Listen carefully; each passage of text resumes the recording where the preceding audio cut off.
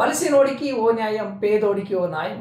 ముందు మూసిపై ఉన్న GHMC office, CM Revanth Reddy అన్న ఇల్లు, పట్నం మహేందర్ రెడ్డి కాంగ్రెస్ నేతల ఫామ్ హౌస్ లను కూల్చివేయాలన్న. Hi, welcome to first news. Arjun నువ్వు నాకు స్ఫూర్తి. సచిన్ టెండూల్కర్ తన కుమారుడు అర్జున్ టెండూల్కర్ పుట్టినరోజు సందర్భంగా సచిన్ టెండూల్కర్ ట్విట్టర్ లో శుభాకాంక్షలు తెలియజేశారు. నా కుమారుడికి పుట్టినరోజు శుభాకాంక్షలు. అర్జున్, జీవితంపై నీకున్న ప్రేమ, రాజీ పడని నిబద్ధత నాకు ప్రతిరోజు స్ఫూర్తినిస్తుంటాయి. రోజు ఉదయం క్రమం తప్పకుండా జిమ్ చేయడం నీ క్రమశిక్షణను సూచిస్తుంది. నీ గురించి ఎప్పుడూ గౌరవిస్తూనే ఉంటాను. నీ కలలను సాధించు అని విషెస్ చేశారు. ఖాతాలో 25,000 రూపాయలు జమ. వరద బాధితుల అకౌంట్ లో ప్రభుత్వం ఆర్థిక సహాయం జమ చేసింది. ఎన్టీఆర్ జిల్లా కలెక్టరేట్ లో పలువురు బాధితులకు సీఎం చంద్రబాబు చెక్కులను అందించారు. మిగిలిన సుమారు 4 లక్షల మందికి ఖాతాలో జమ చేశారు. ఇల్లు పూర్తిగా మునిగిన వారికి 25,000 రూపాయలు, మొదటి ఆపై అంతస్తులో ఉండే వారికి 10,000, దుకాణాలు, తోపుడు బళ్ళు, వాహనాలు, పశువులు, పంటలు నష్టపోయిన వారికి ప్రభుత్వం ఆర్థిక సహాయం చేసింది.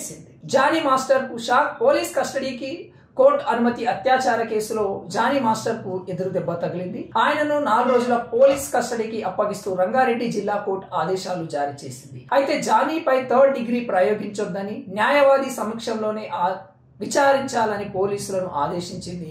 జానీ బెయిల్ పిటిషన్ పై విచారణను కోర్టు సోమవారానికి వాయిదా వేసింది. ఈ కేసులో ప్రస్తుతం ఆయన రిమాండ్ లో ఉన్నారు. చంద్రబాబు తన గొయ్యి తానే తవ్వుకున్నారు.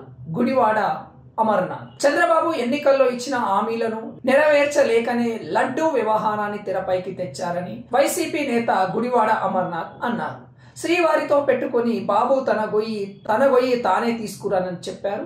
దేవుడితో పెట్టుకున్న వారు ఎవరూ బాగుపడలేదన్నారు. తిరుమల లడ్డూ కల్తీ వ్యవహారంపై సిట్ విచారణ వల్ల ఎలాంటి ఉపయోగం లేదు.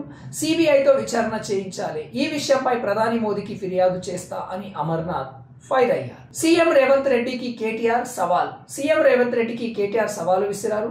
బలిసినోడికి ఓ న్యాయం, పేదోడికి ఓ న్యాయం ఉండొద్దన్నారు.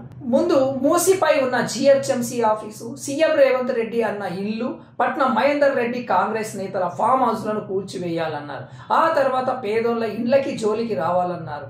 ఇండ్ల కూల్చివేత విషయంలో మానవీయ కోణంలో ఆలోచించాల్సిన అవసరం ఎంతైనా ఉందని కేటీఆర్ సూచించారు. హైడ్రా వల్ల ఎవరూ ప్రశాంతంగా నిద్రపోవడం లేదు. మల్లారెడ్డి. రాష్ట్రంలో హైడ్రా కారణంగా ఎవరు ప్రశాంతంగా నిద్రపోవడం లేదని మాజీ మంత్రి బీఆర్ఎస్ ఎమ్మెల్యే మల్లారెడ్డి అన్నారు. అందరిలాగే తనకు హైడ్రా నుంచి నోటీసులు వచ్చాయని, తన కాలేజీలు కాంగ్రెస్ హయాంలో కట్టినవేనని తెలియజేశారు. ఇళ్లను కూల్చి ప్రజలను రోడ్డు మీద పడేయడం అవసరమా అని ప్రశ్నించారు. కాంగ్రెస్ పార్టీ అంటేనే గ్రూప్ రాజకీయాలు అని ఒక మంత్రి ఒక్కో గ్రూప్ ను తయారు చేశారని మల్లారెడ్డి విమర్శించారు. లా అండ్ ఆర్డర్ సమస్య సృష్టిస్తే మక్కలు ఇరగదీస్తా సీఎం చంద్రబాబు. రాష్ట్రంలో శాంతి భద్రతలకు విఘాతం కలిగిస్తే మక్కలు ఇరగదీస్తానని సీఎం చంద్రబాబు హెచ్చరించారు. విజయవాడలో ఆయన మీడియాతో మాట్లాడుతూ, బయటకు వచ్చి రథాలు తగలబెడతా, ప్రకాశం బ్యారేజ్ ని కూలగొడతా అంటే చొక్కా పట్టుకొని బొక్కలేస్తాం. రాష్ట్రంలో ఎవరైనా నేరాలను చేయాలని చూస్తే వారికి అదే చివరి రోజు. క్రిమినల్ చరిత్రతో వస్తే ఏ ఒక్కరిని వదిలిపెట్టను అని చంద్రబాబు వార్నింగ్ ఇచ్చారు. పూజలకు పిలుపునిచ్చిన Jagan, TDP counter. CM Chandrababu చేసిన పాపాన్ని ప్రక్షాళన చేసేందుకు వైసీపీ నేతలంతా ఈ నెల 28న పూజల్లో పాల్గొనాలన్న జగన్ పిలుపునకు టీడీపీ కౌంటర్ ఇచ్చింది. నీ కుటుంబం విగ్రహారాధన చెయ్యదు. ఒక్కసారి కూడా భార్యను తీసుకొని పట్టు వస్త్రాలు ఇవ్వలేదు. భార్య గుడికి రాదని ఇంట్లోనే స్వామివారి ఆలయం సెట్టింగ్ వేశావు. లడ్డులో జంతు కొవ్వు కలిపావు. స్వామివారంటే నమ్మకం, భక్తి లేని నీలాంటి వాడి ఈ పిలుపు ఇచ్చింది అని ఫైర్ అయ్యారు. తిరుమల లడ్డూ తయారీపై సూచనలు స్పందించిన పవన్ కళ్యాణ్. తిరుమల పవిత్రతను కాపాడడానికి కట్టుబడి ఉన్నామని డిప్యూటీ సీఎం పవన్ కళ్యాణ్ తెలియజేశారు. లడ్డూ తయారీపై సైంటిస్ట్, రచయిత ఆనంద్ రంగనాథన్ చేసిన సూచనలను పరిగణలోకి తీసుకుంటామని ట్వీట్ చేశారు. లడ్డూలను తయారు చేసిన తర్వాత నెయ్యిని పరీక్షించవద్దని, నెయ్యిని టెస్ట్ చేశాకే లడ్డూ తయారు చేయండి. దీనికి HPLC, GCMS, DSC, FTIR మెషన్లు అవసరం. వాటికి అయ్యే ఖర్చు 1,65,00,000. శ్రీవారి నెలవారీ హుండీ ఆదాయం 1,10,00,000 అని ఆనంద్ తెలియజేశారు.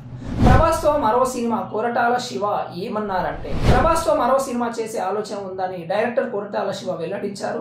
దేవరా ప్రమోషన్ లో భాగంగా ఓ ఇంటర్వ్యూలో ఆచార్య తర్వాత ప్రభాస్ నేను ఒక రోజు కలిశాం. 2 గంటల పాటు ఎలాంటి మూవీ చేయాలనే దానిపై డిస్కస్ చేశాం. బాహుబలి టైంలోనే రాధేశ్యామ్ సాహో కమిట్ అయ్యారు. మేమిద్దరం కలిసి మూవీ చేయడానికి ఎక్కడా గ్యాప్ దొరకలేదు అని చెప్పారు. గతంలో వీరిద్దరి కాంబోలో వచ్చిన మిర్చి సూపర్ హిట్ గా నిలిచింది.